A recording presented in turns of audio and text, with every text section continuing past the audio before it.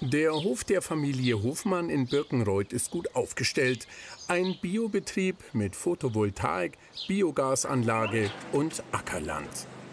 Die Familie züchtet seltene Wagyu-Rinder.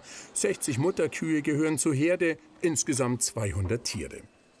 Sohn Lenz ist fast mit seinem Landwirtschaftsstudium fertig. Er steht als Hofnachfolger bereit.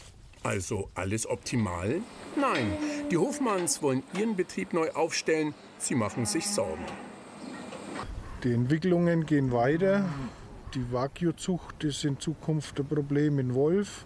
Die Biogasanlage wissen wir nicht, wie es politisch weitergeht. Und wir brauchen für unseren Sohn eine Zukunft, eine Existenz für den Betrieb, dass er weitermachen kann. Und jetzt einfach so weitermachen wie bisher, bis halt nicht mehr geht, wollten wir nicht. Wir wollten schon rechtzeitig uns nach Alternativen umschauen. Doch welche Idee ist die richtige? Da will sie helfen. Profi-Coach Manuela Müller-Gassner ist frisch aus dem Allgäu angereist. Hallo, wir freuen uns. Ja. Um den Hof von 1899 fit für die Zukunft zu machen, kommt sie regelmäßig her. Das Hofcoaching ist Teil eines Pilotprojekts. Neuland heißt das deutschlandweit erste Gründerzentrum für Landwirte. Es gehört zur Bayerischen Landesanstalt für Landwirtschaft bei Passau.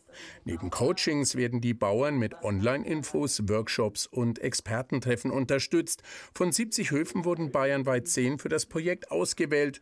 Die Hofmanns sind dabei. Dieses Out-of-the-Box-Denken, wie man so schön sagt auf Neudeutsch, das verlangt den Landwirten echt was ab, vor allem weil Existenzen dahinter stehen, über Generationen gewachsene Existenzen, Verantwortlichkeiten, und das ist schon eine ganz schöne Hausnummer für die Landwirte oft, ja. Die Familie hatte bislang viele Ideen, drehte sich aber im Kreis, kam nicht weiter. Coach Manuela hat den Blick von außen und hat sich bei Hofbegehungen ein Bild von der Lage gemacht. Nach mehreren Terminen ist die Richtung klar. Ein neues Standbein muss her. Weniger Rinder, weniger Biogas. Konkrete Lösungen liefert sie aber nicht auf dem Silbertablett. Die müssen die Hofmanns selbst entwickeln, immer mit Hilfe vom Coach. Da hatten wir sehr viel Glück. Die Chemie stimmt mit unserem Coach und sie hat genau diese Erfahrung und Kompetenz, die für unseren Betrieb wichtig ist. Und auf dieser Wiese soll die Zukunft des Hofes liegen, Biotrüffel aus eigenem Anbau.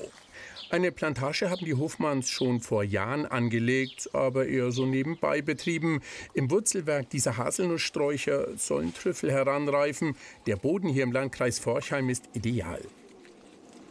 Also das ist ein richtig schöner Humus, voll Bodenleben, und das macht der Trüffel. Er will Luft im Boden haben und kalkreichen Boden.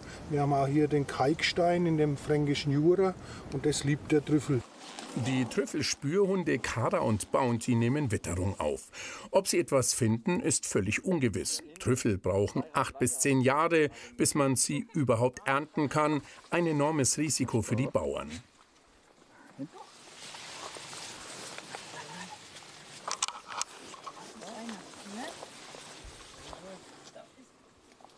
Schau mal, feine Kara, fein gemacht.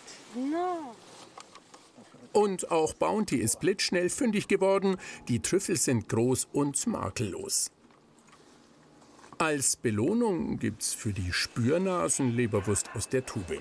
Nach 20 Minuten Suche können die Hofmanns ihr Glück kaum fassen. Mit so einem Erfolg hätten sie nie gerechnet. Also wir sind völlig begeistert von diesem Fund. Das hatten wir jetzt noch nie.